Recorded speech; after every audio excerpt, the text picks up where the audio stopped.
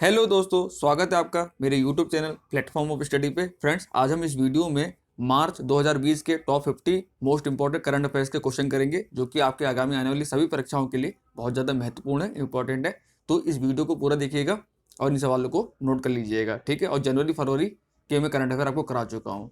और जिन लोगों को मेरी वीडियो को पीडीएफ वगैरह चाहिए, मेरा टेलीग्राम चैनल ज्वाइन कर लीजिएगा, जिसका लिंक मैंने वीडियो डिस्क्रिप्शन बॉक्स में दे दिया है। तो चलिए आज की वीडियो को शुरुआत करते हैं। तो फ्रेंड, पहला क्वेश्चन है, अंतर्राष्ट्रीय महिला दिवस मनाया जाता है।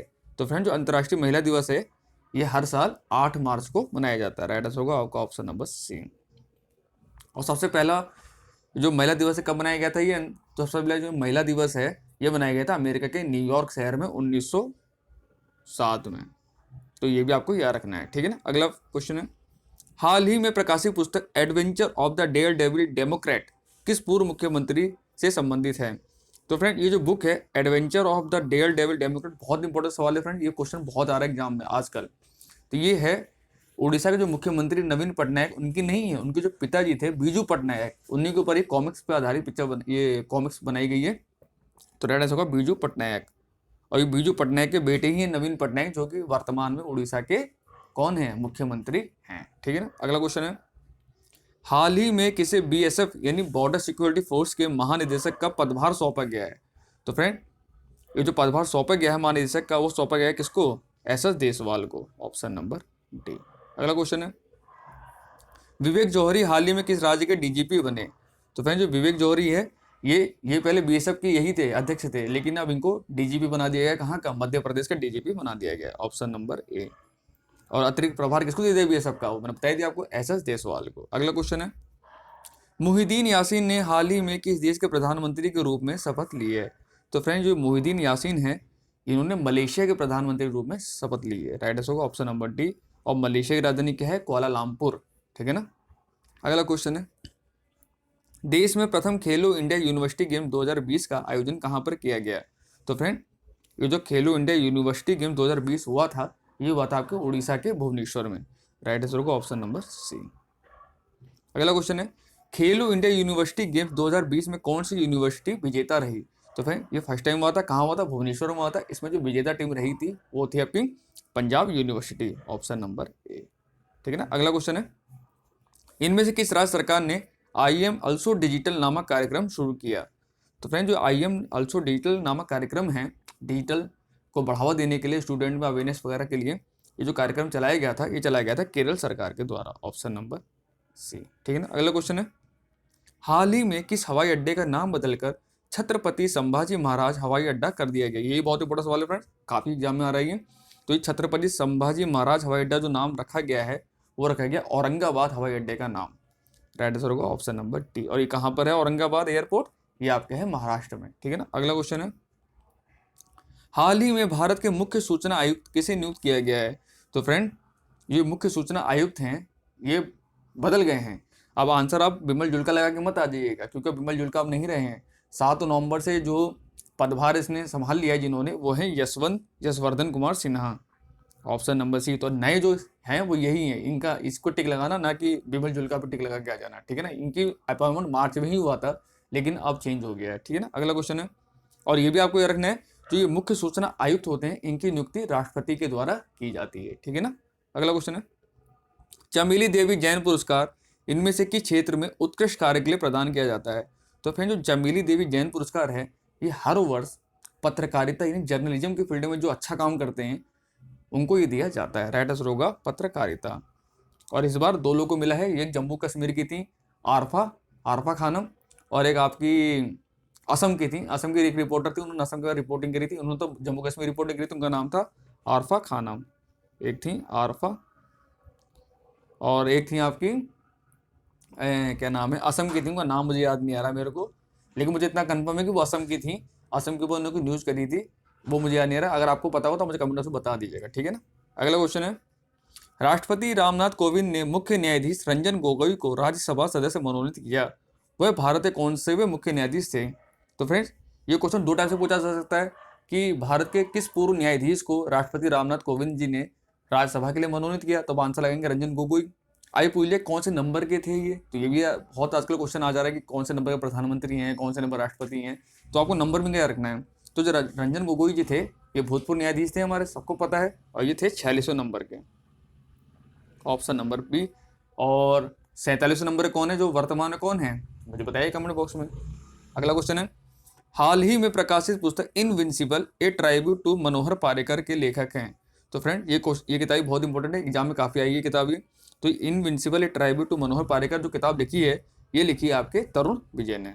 अब मनोहर पारिकर के बारे में तो हर कोई जानता हो, उसके बारे में मुझे बताने की जरूरत नहीं है, ठीक है ना। अगला क्वेश्चन है, हाल ही में किस राज्य सरकार ने SC/ST कर्मचारियों के लिए प्रमोशन इन रिजर्वेशन को हटा दिया। तो फ्रेंड आप सबको पता है, इसमें बड़ा बवाल भी हुआ था कुछ दिनों पहले, जब सुप्रीम कोर्ट ने इसमें कहा जाता है कि जो SC/ST के लिए जो आरक्षण है ये उनका मौलिक अधिकार नहीं है। तो फ्रेंड SC/ST कर्मचारियों को जो प्रमोशन इन रिजर्वेशन को हटाया है, ये पहला राज्य है हमारा देश का, वो है हमारा उत्तराखंडी। राइट आंसर होगा उत्तराखंड, ऑप्शन नंबर ए। अगला क्वेश्चन है, हाल ही में जारी वर्ल्ड हैप्पीनेस रिपोर्ट 2020 में भारत किस स्थान पर है।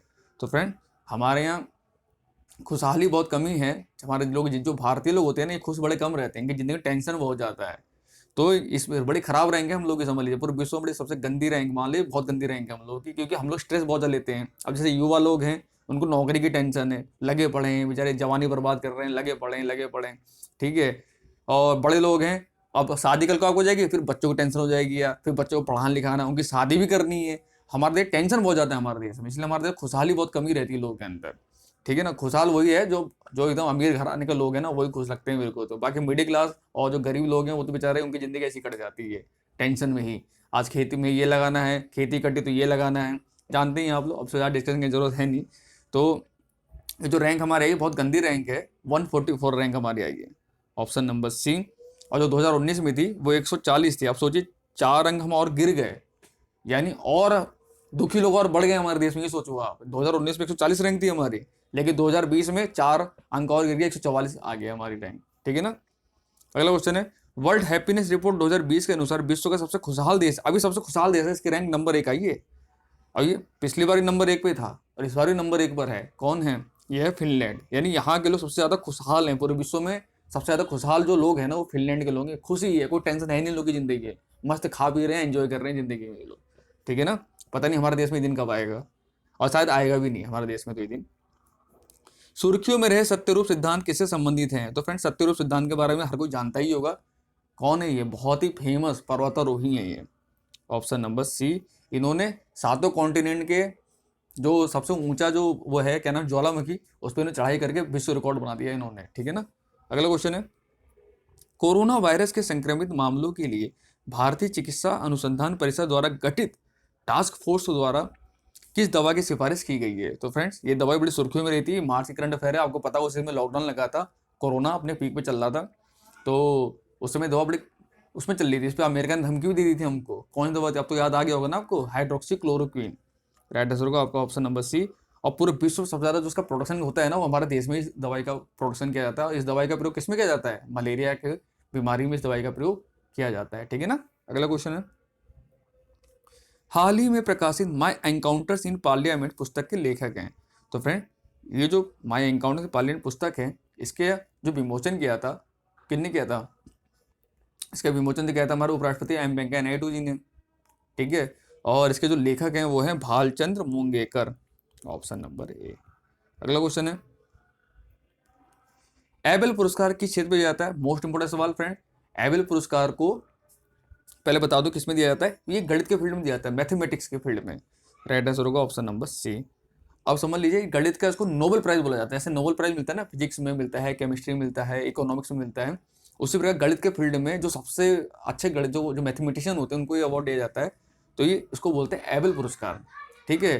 तो याद रखना एबेल को ही गणित का नोबेल प्राइज भी कहा जाता है, समझ लीजिए नोबेल प्राइज के बराबर है ये प्राइज, ठीक है। मार्च 2020 में किसे एबेल पुरस्कार सम्मानित किया गया। तो फ्रेंड्स ये बहुत इंपोर्टेंट सवाल है, काफी बार एग्जाम में आया है सवाल ये बीच में रिसेंटली। तो ये एबेल पुरस्कार जो इस साल का दिया गया था, वो दिया गया था हेलेन फ्रुस्टेनबर्ग और ग्रेगरी मालकोरिस को, ठीक है ना। तो राइट आंसर होगा आपका ऑप्शन नंबर डी। अगला क्वेश्चन है, इनमें से किस राज्य ने 30 मार्च को अपना स्थापना दिवस मनाया। तो फ्रेंड्स प्रतिवर्ष 30 मार्च को राजस्थान अपना स्थापना दिवस मनाता है। राइट आंसर होगा राजस्थान। अगला क्वेश्चन है, विश्व टीबी दिवस मनाया जाता है, टीबी जानते हैं ट्यूबरकुलोसिस, तपेदिक, हिंदी में तपेदिक बोल देते हैं उसको, तो टीबी दिवस है ये हर साल 24 मार्च को मनाया जाता है, ऑप्शन नंबर डी। और इसकी थीम क्या थी? इसकी थीम थी इट्स टाइम। ठीक है, अगला क्वेश्चन है, हाल ही में अंतर्राष्ट्रीय ओलंपिक समिति ने 24 जुलाई से 9 अगस्त 2020 के बीच होने वाले ओलंपिक खेलों को एक साल के लिए स्थगित कर दिया। यह ओलंपिक खेल कहां पर आयोजित होने हैं? तो फ्रेंड्स आपको पता है 2020 में समर ओलंपिक होने वाले थे, कहां पर होने वाले थे? जापान की राजधानी टोक्यो में, ऑप्शन नंबर बी। लेकिन कोरोना की वजह से इसको स्थगित कर दिया गया है एक साल के लिए। ठीक है ना, अगला क्वेश्चन है, केंद्र सरकार ने कोरोना वायरस महामारी से लड़ने हेतु पीएम गरीब कल्याण योजना के तहत गरीबों के लिए कितने लाख करोड़ रुपए की आर्थिक सहायता प्रदान की? मोस्ट बड़े सवाल है फ्रेंड्स ये। तो फ्रेंड लॉकडाउन के दौरान जब सब लॉकडाउन लग गया था, सबको पता है क्योंकि करंट अफेयर मार्च का चल रहा है, तो उस समय पीएम गरीब कल्याण योजना चलाई गई थी। इसमें गरीबों के खाते में पैसे भेजे गए थे। तो उस समय ये 1.7 लाख करोड़, ये 1.7 लाख करोड़ रुपए आप आवंटित किया था, आर्थिक सहायता दी थी मोदी जी ने। राइट आंसर होगा ऑप्शन नंबर ए। ठीक है ना, अगला क्वेश्चन है, मध्य प्रदेश के वर्तमान मुख्यमंत्री हैं, तो कमलनाथ में लगा क्या ना, जो वर्तमान मुख्यमंत्री है वो है Shivraj Singh Chouhan, option number B. और ये कितनी बार मुख्यमंत्री बन चुके हैं मध्य प्रदेश के? तो ये चौथी बार बने हैं मुख्यमंत्री, ये भी आपको याद रखना है। अगला क्वेश्चन है, भारत में हर साल शहीद दिवस मनाया जाता है। तो फ्रेंड जो शहीद दिवस है हर साल ये 23 मार्च को मनाया जाता है, ऑप्शन नंबर डी। अगला क्वेश्चन है, नेटिव फ्यूरी सैन्य अभ्यास का संबंध किन दो देशों से है? तो फ्रेंड जो नेटिव फ्यूरी सैन्य अभ्यास है ये भी मिलिट्री एक्सरसाइज है, ये होता है हर साल यूनाइटेड यानी संयुक्त अरब अमीरात और अमेरिका के बीच में। राइट आंसर होगा ऑप्शन नंबर सी। अगला क्वेश्चन है, हाल ही के दिनों चर्चा में रही फसल MACS 4028 किससे संबंधित है? तो फ्रेंड ये जो 4028 MACS एक फसल किस में बनाई गई है? ये जो किस्म है ये है गेहूं की, ऑप्शन नंबर सी। अगला क्वेश्चन है, ऊर्जा की बचत कर धरती को सुरक्षित रखने के उद्देश्य से हर साल किस दिन, ये के दिन नहीं होगा किस दिन होगा, किस दिन अर्थ आवर मनाया जाता है? तो फ्रेंड अर्थ आवर जानते हैं पृथ्वी घंटा होता है, इसमें 1 घंटे के लिए क्या होता है, बिजली कट कर दी जाती है ताकि एनर्जी वगैरह बचे पृथ्वी की हमारी। तो ये हर साल कब मनाया जाता है? तो हर साल ये मार्च के अंतिम शनिवार को मनाया जाता है, ऑप्शन नंबर बी। इसलिए इसकी कोई डेट फिक्स नहीं होती है, मार्च में जो भी लास्ट सैटरडे पड़ेगा उसी दिन ये अर्थ आवर मनाया जाता है। आपको याद रखना है, इसलिए डेट याद मत कर लेना कि इस बार मार्च में इस तारीख को बनाया गया था तो अगली बार इसी तारीख को मनाया जाएगा, नहीं। ठीक है ना, अगला क्वेश्चन है, विश्व उपभोक्ता संरक्षण दिवस मनाया जाता है यानी वर्ल्ड कंज्यूमर राइट डे। तो फ्रेंड्स ये जो मनाया जाता है ये मनाया जाता है 15 मार्च को। ये तो विश्व हो गया। अगर राष्ट्रीय पूछ लेगा तो क्या आंसर लगाएंगे आप? राष्ट्रीय उपभोक्ता संरक्षण दिवस अगर पूछेगा तो आप आंसर लगाएंगे 24 दिसंबर। ठीक है ना, अगला क्वेश्चन है, 2020 ITTF challenge plus Oman open trophy का खिताब किस भारतीय टेबल टेनिस खिलाड़ी ने जीता है? तो फ्रेंड ये जो जीता है ओमान ओपन ट्रॉफी, ये जीता है हमारे अचत सरल कमल ने, ऑप्शन नंबर जी। अगला क्वेश्चन है, राष्ट्रीय टीकाकरण दिवस मनाया जाता है नेशनल वैक्सीनेशन डे, कब मनाया जाता है फ्रेंड्स? ये मनाया जाता है 16 मार्च को, ऑप्शन नंबर सी। अगला क्वेश्चन है, कोरोना वायरस का प्रतिरोध टीका विकसित करने हेतु इनमें से किस व्यक्ति पर सबसे पहले अमेरिका ने परीक्षण किया? यही बहुत इंपॉर्टेंट सवाल है फ्रेंड्स। अभी हाल ही में DDA एग्जाम हुआ, दिल्ली डेवलपमेंट अथॉरिटी, अभी हाल ही में हुआ, 8 नवंबर को एग्जाम हुआ है, उसमें क्वेश्चन आया था। ये देख ली कैसे कैसे क्वेश्चन बोल रहे हैं एग्जामिनर। ठीक है, तो जो पहले व्यक्ति थे जिनको अमेरिका में जिनको टीका लगाया गया था, मतलब वो टेस्टिंग करने के लिए, तो वो कौन थी? वो थी Jennifer Haller, option number A. अगला क्वेश्चन है, हाल ही में संपन्न हुए Indian super league football and ISL 2020 का खिताब किसने जीता? तो फ्रेंड ये खिताब तीसरी बार, ये अपना 6 मैच हुआ जिसमें 3 बार इसी टीम ने जीता है। वो कौन है? ATK, ये कोलकाता की एक फ्रेंचाइजी टीम है, उसी ने ये इंडियन सुपर लीग टीम जीता है, ऑप्शन नंबर ए। ठीक है ना, और किसको हरा के जीता था? तो इन्होंने हराया था चेन्नई FC को, फाइनल में चेन्नई FC को हरा के इन्होंने जीत लिया था। ठीक है ना, अगला क्वेश्चन है, भारत सरकार ने हाल ही में किस देश से 16,479 नेगेव LMG यानी ये लाइट वाली गन है, machine gun, light machine gun है, खरीद के लिए समझौता किया है? तो फ्रेंड ये जो नेगेव LMG हम खरीद रहे हैं ये हम कर रहे हैं इजराइल से, ऑप्शन नंबर डी। ठीक है ना, अगला क्वेश्चन है, अंतर्राष्ट्रीय प्रसन्नता दिवस 2020 कब मनाया गया? तो फ्रेंड्स ये दिन तो आपको याद रखना बहुत जरूरी है, क्योंकि इसी डेट में जो निर्भया के जो वो थे रेपिस्ट थे, उनको इसी दिन फांसी दी गई थी। तो ये वैसे भी ये डेट लोगों को याद भी होगी, जो लोग न्यूज़ वगैरह सुनते होंगे, मैच वगैरह के अलावा भी न्यूज़ देखते होंगे। तो ये अंतर्राष्ट्रीय प्रसन्नता दिवस है वर्ल्ड हैप्पीनेस डे, ये बनाया जाता है 20 मार्च को, ऑप्शन नंबर डी। और इसी तारीख को ही जो निर्भया के जो वो थे कातिल वगैरह थे उनको इसी दिन फांसी दी गई थी। ठीक है ना, अगला क्वेश्चन है, पद्मश्री एवं अर्जुन पुरस्कार से सम्मानित प्रदीप कुमार बनर्जी का हाल ही में निधन हो गया, वह किस खेल संबंधी थी? फ्रेंड्स, अभी क्वेश्चन अभी डीडी के एग्जाम में आया था ये।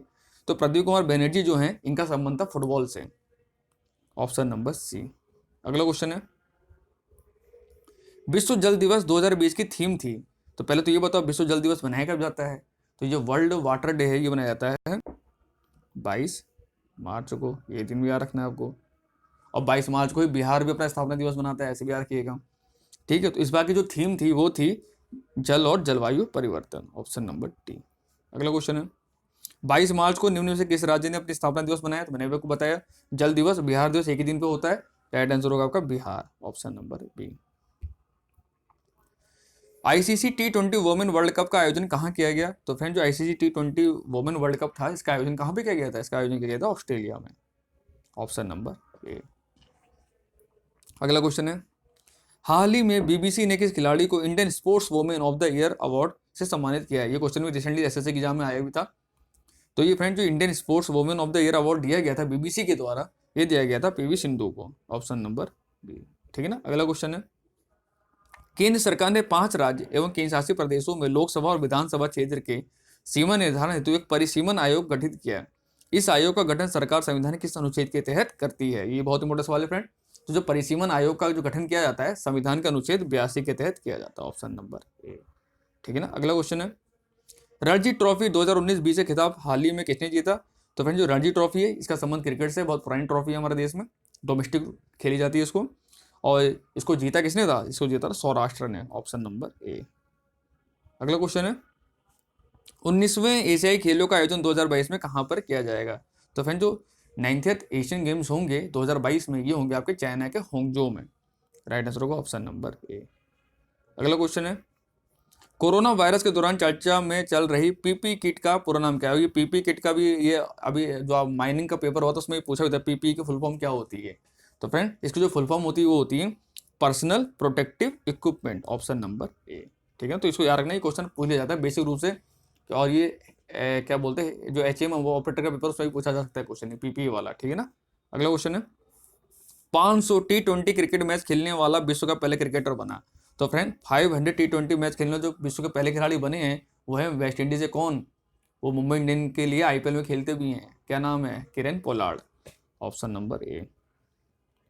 अगला क्वेश्चन है, भारतीय थल सेना ने कोविड-19 से निपटने के लिए कौन सा अभियान शुरू किया है? तो फ्रेंड, जो इंडियन आर्मी है उन्होंने कोविड-19 निपटने के लिए ऑपरेशन नमस्ते अभियान चलाया था, ऑप्शन नंबर बी। और last question, sorry second last question है वीडियो का, प्रिट्जर पुरस्कार किस क्षेत्र में दिया जाता है? तो फ्रेंड, प्रिट्जर पुरस्कार हर साल आर्किटेक्ट्स यानी वास्तुकला के क्षेत्र में दिया जाता है, ऑप्शन नंबर ए। और ये अवार्ड भारत में किसको मिला था?